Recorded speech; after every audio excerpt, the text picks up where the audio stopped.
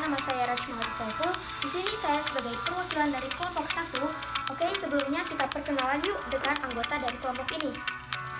Tim cek. Oke, yang pertama ada Nurika, yang kedua ada Reza, yang ketiga ada saya sendiri yaitu Rachma, yang keempat ada Har Krishna, yang kelima ada Melki, dan yang terakhir ada Krishna. And then we will presentation about business plan Hampers Ain product. So please stay watching this video. Halo semuanya, saya Nurika Malik. Saya akan menjelaskan mengenai konsep bisnis. Hampers Ain merupakan produk yang menawarkan cenderamata kategori dengan konsep tradisional. Arti dari Hampers Ain sendiri adalah hadiah atau bingkisan khas tradisional Indonesia. Produk ini merupakan salah satu eksistensi budaya Sunda karena bahan dasar yang digunakan adalah kayu. Mengapa kayu yang dipilih sebagai bahan dasar? Karena kayu dianggap bahan yang lebih aman dibandingkan bahan lain. Dilatar belakangi oleh beberapa pengrajin kayu di Raja Polah, Tasikmalaya, maka terdapat beberapa alasan yang menyebabkan kami memilih bisnis ini. Yang pertama, untuk mengembangkan pengrajin kayu di Tasikmalaya, khususnya di Raja Polah. Yang kedua, mengenalkan souvenir kayu asli khas Tasikmalaya. Yang ketiga, mendorong UMKM Tasikmalaya. Yang keempat, karena di beberapa daerah Tasikmalaya belum ada yang menjual souvenir dari kayu. Dan yang terakhir, untuk mengembangkan kerajinan ini sebagai bahan mata pencaharian. Lalu, apa yang membedakan produk ini dengan produk yang lain? Nah, Hampers Ain ini tentunya dikemas dengan menarik. Selain itu, memiliki juga kegunaan barang, seperti dapat digunakan sebagai hadiah, alat kategori, ataupun dapat digunakan dalam acara-acara besar seperti souvenir pernikahan. Nah, kami harap Hampers Ain ini dapat berkembang seiring berjalannya waktu sesuai dengan kebutuhan konsumen.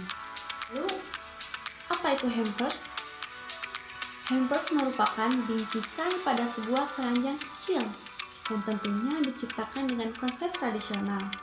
Nah, hampers ini dapat dibeli dengan harga terjangkau sehingga siapapun dapat membelinya. Hampers ini merupakan salah satu bisnis dalam bidang kerajinan. Selanjutnya, dalam menciptakan bisnis ini, tentunya kelompok kami memiliki visi dan misi tersendiri. Visi kami yaitu menjadikan Hampers Ain yang menghasilkan produk bernuansa tradisional, berkualitas, ramah lingkungan, serta mengutamakan kebutuhan konsumen. Dan untuk misinya, selalu memberikan pelayanan terbaik kepada konsumen, membuka peluang reseller, dan mempertahankan kualitas produk. Sekarang kita masuk pada intisan produk. Di sini kami akan membahas mengenai makna logo, tujuan, latar belakang penciptaan ide, dan alat dan bahan yang diperlukan dalam pembuatan produk. Yang pertama, kita akan bahas mengenai logo. Dari logo Hampers Ain terdapat 5 filosofi yang akan dibahas, yaitu sendok. Sendok menggambarkan jenis usaha yang dijalani, yaitu tentang alat makan dan alat masak. Yang kedua, ada setengah lingkaran berwarna putih, diibaratkan sebagai warna putih dalam bendera merah putih.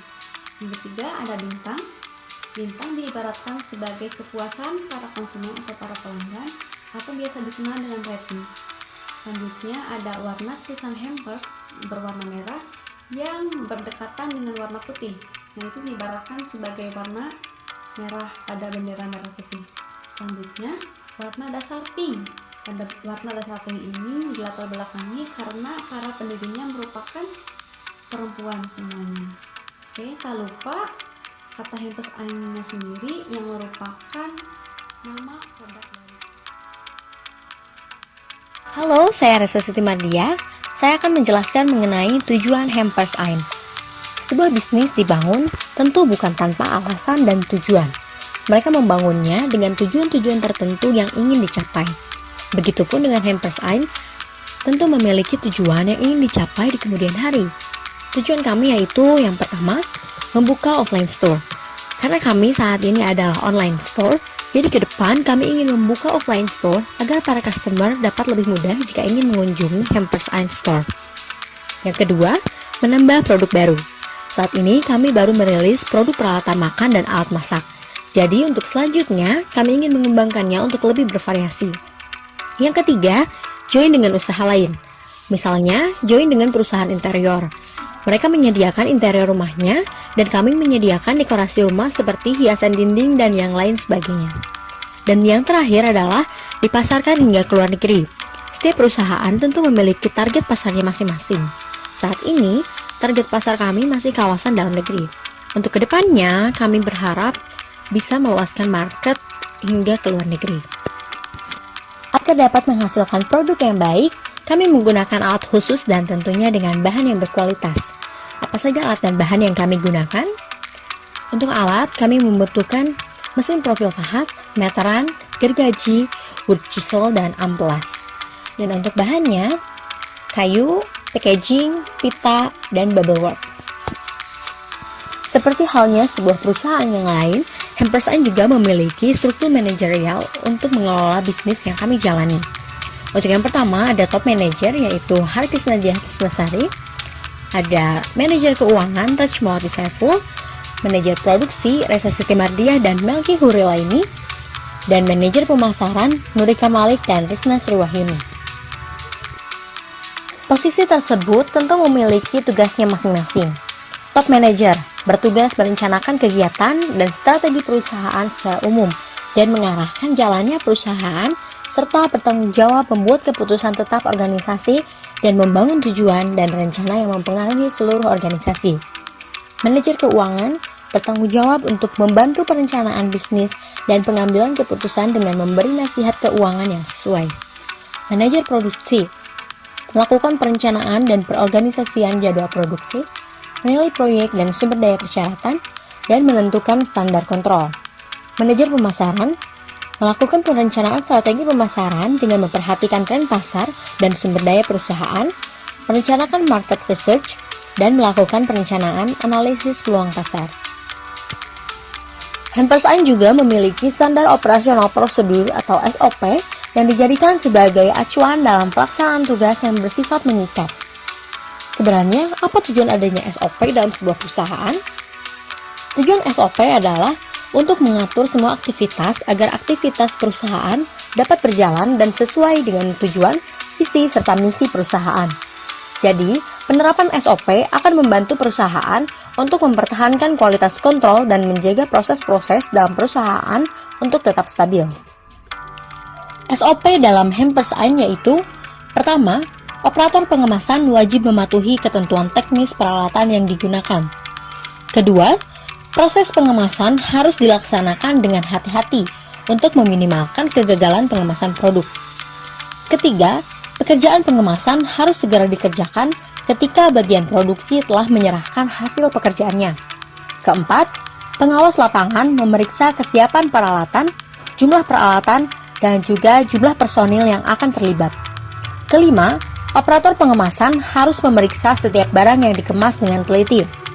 Dan yang terakhir, bila produk yang akan dikemas ditemukan cacat produksi, maka operator harus memisahkan dan segera melaporkan ke supervisor untuk segera ditindaklanjuti. Jika dalam perancangan pembuatan SOP terjadi kesalahan, maka hasil yang didapat menjadi tidak maksimal. Oleh karena itu, agar fungsi SOP dapat berjalan dengan baik, SOP harus dibuat dengan sejelas mungkin agar tidak terjadi kesalahan persepsi dan informasi yang terdapat dalam SOP. Dan dalam penerapan SOP dibutuhkan adanya pengawasan dan evaluasi dari pihak manajemen agar penerapan SOP dapat sesuai dengan standar yang telah dibuat oleh perusahaan agar hasil yang dicapai menjadi lebih maksimal. Untuk selanjutnya akan disampaikan oleh rekan saya. Oke, selanjutnya yaitu saya Rachmawati Saiful. Di sini saya akan menjelaskan mengenai apa aja sih aspek-aspek produksi dari bisnis plan ini. Bisa kita lihat yang pertama yaitu mencari ide, baik itu ide pemasaran, ide pengemasan maupun ide produknya sendiri. Kemudian yang kedua ada mencari kelebihan dan juga kekurangan dari ide. Kemudian yang ketiga memutuskan ide apa yang akan dijual. Kemudian mencari bahan baku yang terhindar dari bahan-bahan plastik. Yang kelima ada mencari alat dan bahan. Yang keenam ada membeli alat dan bahan yang belum ada. Kemudian yang ketujuh ada pembuatan produk. Kedelapan ada trial and error produk. Kesembilan ada finishing juga pengemasan. Dan yang terakhir ada foto dan juga pemasaran. Selanjutnya yaitu aspek hukum. Perlu diketahui bahwa produk yang akan dipasarkan ini masih berjumlah sedikit dan juga karyawan yang akan bekerja pun masih berjumlah 6 orang. Oleh karena itu, perusahaan ini belum berbadan hukum karena masih dalam tahap pendirian usaha. Oke, selanjutnya yaitu mengenai aspek pemasaran. Ini sangat penting bagi kelompok kami karena ini akan menentukan bagaimana produk itu akan dijual. Oleh karena itu, kami membawa 2 metode dalam pemasaran. Yang pertama, secara online dan yang kedua secara offline. 80% secara online, 20% secara offline.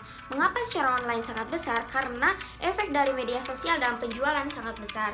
Nah, oleh karena itu, bagaimana sih melalui online itu? Yaitu dengan memanfaatkan marketplace seperti Instagram, Facebook, Twitter, bahkan Shopee. Nah, untuk offline-nya sendiri kita mesti merancang dan berharap mempunyai store-nya sendiri. Oke, selanjutnya yaitu analisis pesaing. Di sini sebelumnya saya akan mensensor OS-nya. Yang pertama bisa kita lihat kelebihannya yaitu sudah banyak followers dan juga tertrusted atau terpercaya. Kemudian kemasannya yang bagus. Kemudian stok banyak dan juga selalu ready. Dan juga yang terakhir ada di mix dengan kerajinan dari bahan-bahan yang lainnya. Kemudian ada juga kekurangan dari produk ini yaitu penjualan tidak di Tasikmalaya, harga relatif yang sangat mahal, kemudian tidak menyediakan kasbon. Nah, bagaimana cara mengatasinya? Yaitu lebih pandai memilih platform atau marketplace secara online, kemudian lebih kreatif, kemudian memperluas network atau jaringan, dan yang terakhir harga murah dan juga dengan kualitas yang baik. OS kedua yaitu bisa kita lihat kelebihannya, kemasannya yang rapih, tidak hanya menjual hampers tapi juga dengan stiker atau produk lainnya. Yang ketiga, tidak menyerah meskipun pembelinya masih sedikit. Nah, kekurangannya yaitu stoknya yang sangat sedikit, kemudian tidak cepat respon atau slow respon. Yang ketiga yaitu followersnya yang masih sedikit.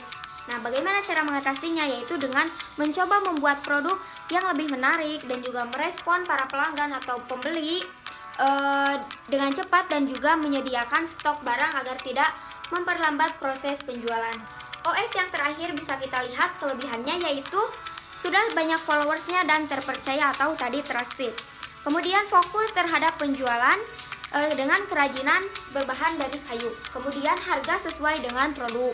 Nah, kekurangannya yaitu masih sedikit pembeli, kemudian bukan produk Tasikmalaya dan juga banyak produk yang ditawarkan sehingga lama untuk men-scroll layarnya. Nah, kemudian bagaimana cara mengatasinya? Yaitu dengan memanage penguploadan produk yang dipasarkan atau feed yang di-upload itu harus lebih kreatif dan juga unik. Baiklah, sekarang masuk ke SWOT analisis. Analisis SWOT ini terbagi menjadi 2 faktor. Yang pertama, kondisi internal pengusaha dan juga kondisi eksternal pengusaha. Maksud dari kondisi internal ini yaitu kondisi dalam diri para pengusaha di tim ini, yaitu yang pertama ada strength atau kekuatan. Di antaranya dapat bekerja tim, kemudian menyukai tantangan, kemudian rasa penasaran kita yang tinggi, kemudian mempunyai public speaking yang cukup, kemudian mandiri, teliti, dan social network yang luas. Nah, kemudian dapat mengelola keuangan, dan yang terakhir dapat mengembangkan soft skill atau kreativitas kita. Nah, selanjutnya ada weakness atau kelemahan. Kelemahan dari para pengusaha ini yaitu mudah terbawa arus zaman, atau sekarang lagi zamannya terbawa angin gitu ya. Apa-apa kalau misalkan ada yang baru gitu pindah gitu, tapi insya Allah diusahakan untuk tidak seperti itu. Nah, kemudian tidak dapat memproduksi kerajinan sendiri atau harus membutuhkan orang lain untuk memproduksi produk tersebut. Nah, sesuai dengan bidangnya. Kemudian juga dan cepat bosan. Oke, selanjutnya yaitu ada kondisi eksternal pengusaha atau kondisi dari luar diri pengusaha, yaitu memuat opportunity dan juga threat. Yang pertama ada opportunity yaitu peluang. Yang pertama ada mendorong meningkatkan UMKM di Tasikmalaya, kemudian di beberapa daerah belum ada yang menjual hampers berisi kerajinan kayu, kemudian mengembangkan usaha kerajinan sebagai salah satu mata pencaharian di Tasikmalaya. Kemudian banyak dibutuhkan karena bahannya yang aman, tidak mudah rusak dan unik. Kemudian hampers ini menambah kesan yang kreatif dan inovatif. Harganya pun sangat ekonomis dan menjadi peluang untuk menarik perhatian masyarakat di kalangan menengah ke bawah. Nah, dan selanjutnya yang terakhir yaitu dari analisis SWOT ini, threat, yaitu tantangan. Tantangannya yang pertama ada pembuatan membutuhkan waktu yang sangat banyak. Kemudian selalu ada saingan dengan produk penjualan yang sama, misalkan yang OS yang tadi. Nah, kemudian cukup menguras energi karena pembuatan produk lumayan jauh dari rumah. Membutuhkan ide dan kreativitas yang tinggi dan strategi pemasaran. Dan yang terakhir, banyak bahan atau kayu, banyak juga pilihannya sehingga kebingungan. Jadi kayu yang semakin banyak kita juga semakin bingung untuk memilihnya. Oleh karenanya kita harus pandai memilih bahan yang sesuai dengan budget yang akan dikeluarkan. Baiklah, pembahasan terakhir dari saya itu mengenai kelebihan dan juga kekurangan dari produk Hampers Ain ini. Untuk kelebihannya sendiri ada 6. Yang pertama, terbuat dari bahan yang tidak berbahaya. Kemudian yang kedua, desain yang elegan dan juga klasik. Yang ketiga, produk ini lebih awet atau tidak mudah pecah atau rusak. Yang keempat, anti karat atau non-korosif. Yang kelima, ramah terhadap lingkungan. Yang keenam, memiliki kekhasan tersendiri dilihat dari jenis kayu yang beragam. Nah, untuk kekurangannya itu ada 3. Yang pertama, membutuhkan waktu dalam pembuatan kerajinan tersebut. Kemudian sistemnya akan pre-order atau PO. Kemudian yang ketiga, adanya pesaing. Hai, saya Artis Nadia. Di sini saya akan menjelaskan tentang segmentasi. Segmentasi dibagi menjadi 3 kelompok, yaitu geografi, demografi, dan psikografi. Untuk geografi kita mengambil 3 wilayah, yaitu Kota Tasikmalaya, Kota Cirebon, dan Kota Sukabumi. Lalu di demografi jenis kelamin laki-laki maupun perempuan, usia dari balita hingga manula, lalu di tingkat pendapatan dari atas, menengah, lalu ke bawah. Dan terakhir untuk wilayah pedesaan maupun perkotaan. Untuk psikografi kaya dan miskin, lalu gaya hidup, makanan, olahraga maupun istirahat. Untuk nilai-nilai yang dianut yaitu nilai sosial dan kepribadian yang didapatkan itu berani, bijaksana, sopan, dan santun.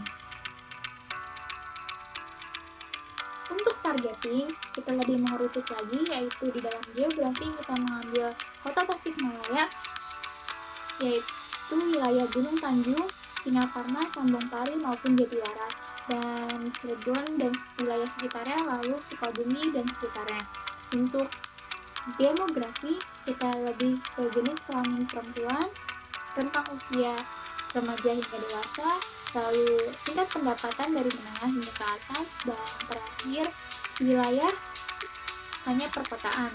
Dan untuk psikografi, kaya dan miskin, gaya hidup, makanan, istirahat dan olahraga, dan nilai-nilai yang dianut yaitu nilai sosial dan kepribadian yang bakal ditampilkan yaitu berani, bijaksana, sopan, dan santun.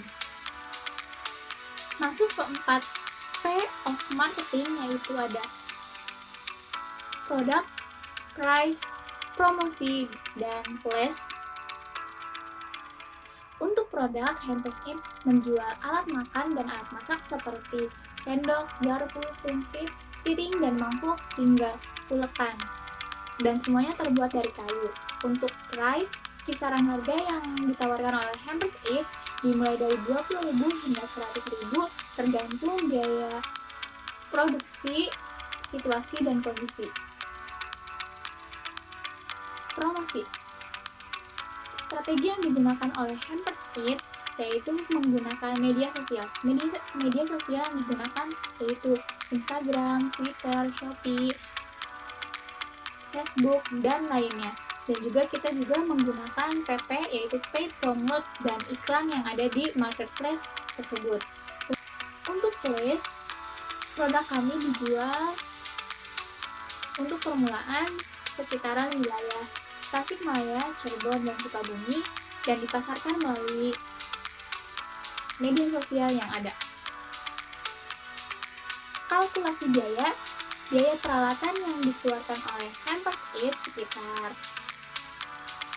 kurang lebih yang pertama meteran, jumlah yang dibutuhkan 1 unit dan sudah dimiliki sehingga biaya yang dikeluarkan Rp0. Lalu yang kedua, gergaji 1 unit dan sudah dimiliki biaya pengeluaran Rp0. Yang ketiga, mesin profil pahat sebanyak 1 buah unit dan belum dimiliki sehingga pengeluaran yang dibutuhkan sekitar Rp205.000. Yang keempat, wood chisel 1 buah unit dan sudah dimiliki, biaya yang dikeluarkan Rp0. Lalu terakhir amplas 1 buah unit dan sudah dimiliki sehingga biaya yang dikeluarkan Rp0. Jadi total pengeluaran untuk biaya peralatan sebanyak Rp205.000. Untuk biaya bahan, terdapat biaya-biaya yang harus dikeluarkan dari mulai produksi hingga ke pengemasan. Yang pertama, kayu sebanyak 1 gelondong sekitar Rp150.000, lalu stiker nama sebanyak dengan ukuran A3 1 lembar dengan harga Rp10.000, lalu packaging berupa besek anyaman sebanyak 12 pieces, satu piecesnya dihargai dengan harga Rp1.300, total Rp15.000, lalu kartu ucapan sebanyak 100 pieces dengan satu piecesnya dihargai 300 perak, lalu totalnya Rp30.000. Yang kelima, pita satin 1 roll lebar 2 cm seharga Rp4.500, dan terakhir bubble wrap 1 roll sepanjang 50 meter dengan harga Rp40.000. Jadi total untuk biaya bahan sekitar Rp250.000-100.000. Sehingga total modal yang dikeluarkan dari biaya produksi dan biaya bahan sekitar Rp455.100.000. Halo, nama saya Risna Sriwahyuni. Di sini saya akan menjelaskan tentang biaya produksi, harga pokok produksi, omset, dan biaya operasional. Nah, adapun biaya produksinya yaitu biaya bahan baku kayu 1 gebongan seharga Rp150.000, biaya tenaga kerja langsung per orang Rp30.000. Ada juga biaya pendukung yaitu seperti stiker nama ukuran A3 seharga Rp10.000, packaging dengan besek anyaman seharga Rp15.600, kartu ucapan 100 pieces harga Rp30.000, pita satin 1 roll ukuran 2 cm seharga Rp4.500, dan bubble wrap 1 roll ukuran 50 meter seharga Rp40.000. Jadi biaya produksi yang dibutuhkan pada saat usaha yaitu Rp100.100. Nah, selanjutnya yaitu ada harga pokok produksi atau HPP per unitnya.